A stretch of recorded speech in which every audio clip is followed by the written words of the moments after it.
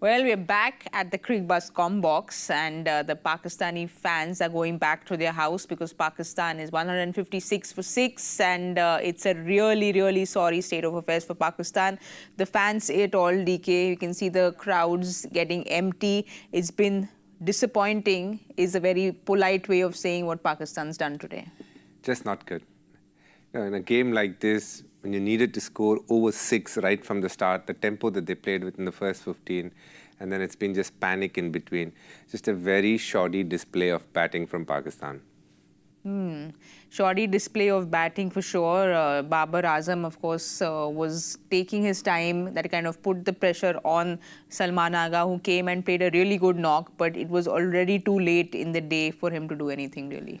It was too much for Salman Agha to do. I thought he definitely was their best batter, showed great intent, played some lovely shots, but just one batter showing that India is not going to help you win a game when you're chasing 320. They needed at least 3 to 4 batters playing at a similar tempo, and 2 of them come off, and that's how you win these games, but definitely not what Pakistan would have liked to see, the way they've approached, forget what the result is, the way they've approached their batting so far. Well, very disappointing from Pakistan, but you can't take anything away from New Zealand and the intent they've shown, because they've come out, they've been completely wild in the field, they've bowled to their strategies. Like you said, they come with a plan and they've stuck to that plan.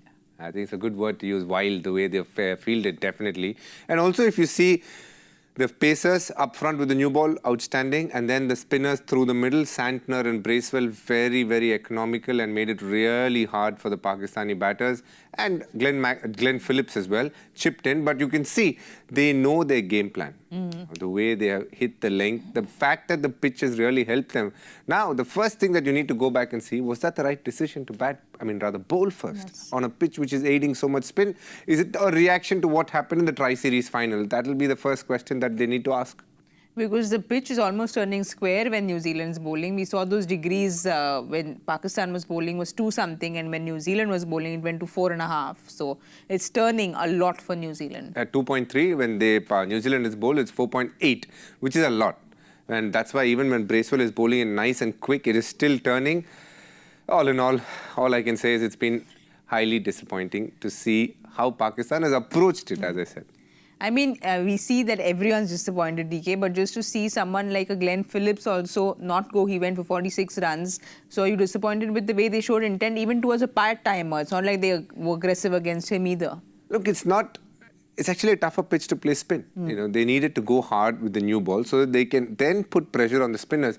But the way they played the fast bowlers, it puts immense pressure on them to take on spinners on a pitch which is aiding spin. So they haven't planned how they want to go about it. It is a pitch where you needed to get 70, 72 up front. And then when the spinners come on, then you apply pressure by choosing the right shots. If you have to just go out there and play big shots right from the get-go against spin, it was not going to happen. They didn't even look to hit. That's a different story altogether. But it was much harder to hit spin through the middle than the pacers up front. Net run rate is going to be an issue, because if they lose big, that's going to come to bite them, which they're not going to be happy about. No doubt about it. And that's the problem. In a short tournament like this, you can't have a bad day. Even worse, if you have a miserable day, it'll come back to bite you badly as the tournament progresses. Hopefully, Pakistan can bat through the 50 overs and get to whatever score that they can, but definitely a very dominating display of bowling from New Zealand so far. DK, usually in the Comm Box, we take wickets and there's a Comm Box curse, but there's been a reverse Comm Box curse because Gujral's hit 3 boundaries. So for Pakistani fans, maybe that's the ways we keep sitting and doing the Comm Box, but that only a miracle can save them right now. We'll wait and watch and see if that miracle does come shower upon Pakistan. Don't forget to join us in the post-match show. Thank you so much for watching Cricbuzz Comm Box.